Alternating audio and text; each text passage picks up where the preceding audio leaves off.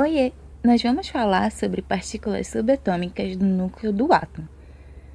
Esse trabalho é desenvolvido pela Elisa Mafra, Gustavo Kauper e Samara Araújo, da disciplina de radioatividade do professor Renato Henrique.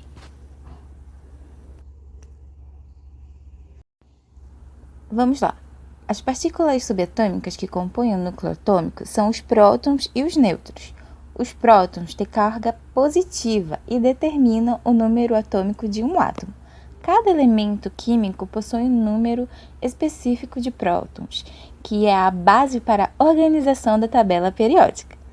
Os nêutrons, por sua vez, são partículas eletricamente neutras. Elas ajudam a estabilizar o núcleo atômico, pois, ao contrário dos prótons, não possuem carga elétrica, o que evita que os prótons se repelam mutuamente devido às suas cargas positivas. O número de nêutrons em um átomo pode variar, o que resulta nos diferentes isótopos de um elemento.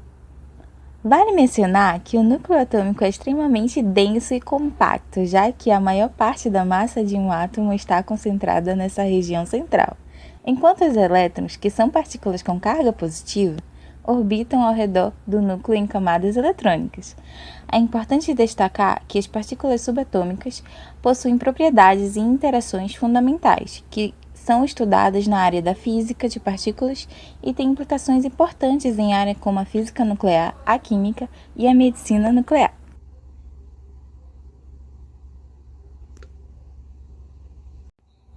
Vamos fornecer alguns detalhes mais específicos sobre as partículas subatômicas que compõem o núcleo atômico. Primeiro, prótons. Os prótons são partículas subatômicas com carga elétrica positiva mais 1. Eles possuem uma massa relativa de aproximadamente uma unidade atômica e estão localizados no núcleo atômico. Como mencionado anteriormente, os prótons determinam o núcleo atômico de um elemento, já que cada elemento químico tem um número específico de prótons em seu núcleo. Segundo, nêutrons. Os nêutrons são partículas subatômicas eletricamente neutras, carga elétrica igual a zero. Assim como os prótons, eles possuem uma massa relativa de aproximadamente uma unidade atômica.